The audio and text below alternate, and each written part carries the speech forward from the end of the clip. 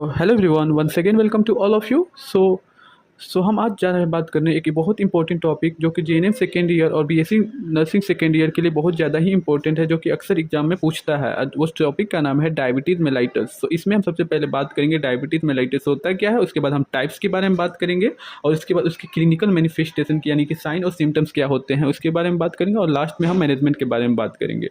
सो सबसे पहले हमें समझना होगा कि डायबिटीज़ मेलाइटिस होता क्या है। तो सबसे पहले हम आपको बता रहे डायबिटीज़ मेलाइटिस वो होता है जब हमारे ब्लड में ग्लूकोज की मात्रा ज़्यादा हो जाती है, उसी को ही डायबिटीज़ कहा जाता है। इसका डिफिनीशन क्या होता है, डिफिनीशन हम देखते हैं। तो it is a metabolic disorder characterised by high level of glucose present in a blood than a normal. Simple भाषा में कहें तो जब हमारे ये एक तरह का मेटाबॉलिक डिसऑर्डर होता है, जब हमारे बॉडी में हमारे ब्लड में हाई लेवल का ग्लूकोज प्रेजेंट होता है, उसी को ही डायबिटीज़ कहते हैं। ग्लूकोज क्या होता है तो हम सब जानते हैं कि जो शुगर का मात्रा होता है ब्लड में ज़्यादा होता है, उसी को ही ग्लूकोज कहते हैं। अब हम इसके टाइप्स के बारे में बात करते हैं। तो इसके तो बेसिकली दो ही टाइप्स होते हैं, लेकिन हम यहाँ पे तीन टाइप्स बता रहे हैं और अगर आप तीन टाइप्स लिख देंगे तो ये आपके लिए बेनिफिट रहेगा। तो सबसे पहला होता है टाइप 1 डायबिटीज़, जिसको कहते हैं IDDM। इसका मतलब है insulin dependent diabetes mellitus. So type 1 diabetes क्या होता है, तो your body does not make insulin. जब इंसुलिन हमारा बॉडी नहीं बनाता है तो हम टाइप 1 डायबिटीज़ से सफ़र करते हैं और only 10% people suffer from the type 1। सो सिर्फ 10% लोग ही टाइप 1 डायबिटीज़ से सफ़र करते हैं और बाकी 90% लोग टाइप 2 डायबिटीज़ से सफ़र करते हैं। और ये it is common in person below 30 year. और जो लोग 30 साल से कम होते हैं उनमें ये ज़्यादा पाया जाता है कि टाइप 1 डायबिटीज़ से वो ज़्यादा सफ़र वो लोग करते हैं जो कि 30 सालों से कम होते हैं। अब हम बात करते हैं टाइप 2 डायबिटीज़ के बारे में। तो टाइप 2 डायबिटीज़ को हम NIDDM भी कहते हैं। इसका मतलब है non insulin dependent diabetes mellitus. So 90% people suffer from type 2 diabetes. और पहले ही मैंने बता चुका है कि जो 90% लोग होते हैं वो टाइप 2 डायबिटीज़ से सफ़र करते हैं। इसका कारण क्या होता है, इसका कॉजेज़ क्या होता है कि ओबिसिटी के बारे में हमको पता है कि ओबिसिटी मतलब हम मोटापा ज़्यादा हो जाता है, उसके कारण भी डायबिटीज़ हो जाता है। जेनेटिक्स यानी किसी आपके परिवार में कोई डायबिटीज़ से सफ़र करता है, जेनेटिक्स के द्वारा भी आ जाता है। स्ट्रेस चिंता लेने की वजह से या लैक ऑफ एक्सरसाइज, अगर हम अच्छे से एक्सरसाइज ना करें, कभी ना करते हैं, उसके वजह से भी हमें डायबिटीज़ हो जाता है। अब तीसरे के बारे में बात कर लेते हैं। तीसरा होता है गैस्ट्रेशनल डायबिटीज़। तो गैस्ट्रेशनल डायबिटीज़ मेलाइटस वो होता है, ये सिर्फ उस औरतों को होता है जो प्रेग्नेंट होती हैं। अब हम इसके क्लिनिकल मैनिफेस्टेशन के बारे में बात करने जा रहे हैं कि इसके साइन और सिम्टम्स क्या होते हैं। कि अगर कोई पेशेंट अगर डायबिटीज़ मेलाइटिस से हो गया है तो हमें पता कैसे चलेगा कि वो उसे डायबिटीज़ हो चुका है। तो सबसे पहले वो बहुत ज़्यादा वीकनेस महसूस है, बहुत ज़्यादा उसे कमजोरी लगेगा।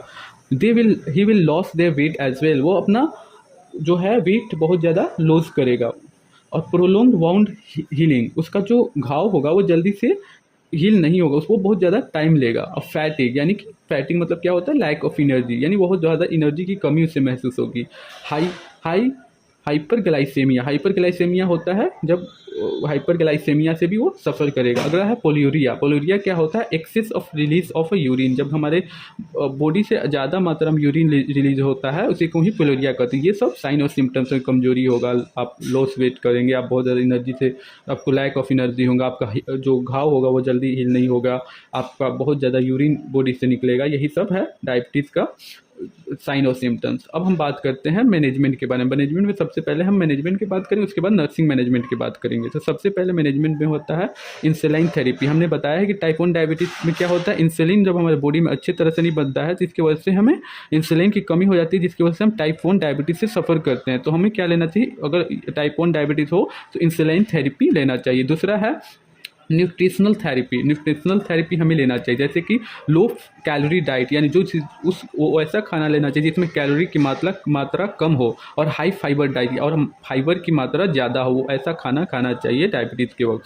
अगला है एक्सरसाइज करना चाहिए। मैंने बताया है कि एक्सरसाइज की कमी के कारण भी हमें डायबिटीज़ होता है, तो अगर हमें हो जाए तो हमें एक्सरसाइज भी करना चाहिए। अगला है ओरल एंटी डायबिटिक एजेंट्स, हमें एंटी डायबिटिक्स एजेंट्स भी लेना चाहिए, सच एज एसिटोहेक्सामाइड होता है, मेटफॉर्मिन होता है, एकार्बोज होता है। ये अगर आप डायबिटीज से सफ़र करें तो डॉक्टर की सलाह के बाद ये सब एंटी डायबिटिक्स लेना चाहिए।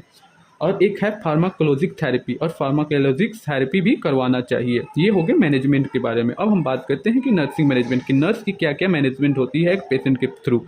तो सबसे पहले होता है provide diet according to the menu plan. जो मेन्यू प्लान होता है उसके अनुसार उनको डाइट देना चाहिए उस पेशेंट को नर्स के द्वारा। दूसरा होता है प्रोटेक्ट पेशेंट फ्रॉम इंजरी, किसी भी इंजरी होने से पेशेंट को बचाना चाहिए।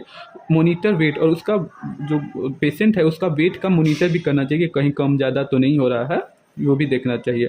Advice patient not to walk with bare foot, patient को बताना चाहिए कि उसे नंगे पैर ना चले।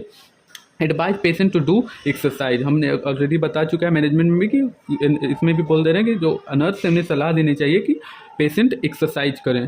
तो ये हो गया इस टॉपिक के बारे में, बस इतना ही। अक्सर एग्जाम में पूछता है कि डायबिटीज़ का डिफिनीशन क्या होती है, उसमें टाइप्स क्या होते हैं, क्लिनिकल मैनिफेस्टेशन यानी साइन और सिम्टम्स क्या होता है, मैनेजमेंट में पूछेगा, नर्सिंग मैनेजमेंट पूछेगा। और इतना ही अगर हम लिख लें तो ये काफ़ी होगा एग्जाम के लिए। Hope you will understand this सब topic. So that's all for today.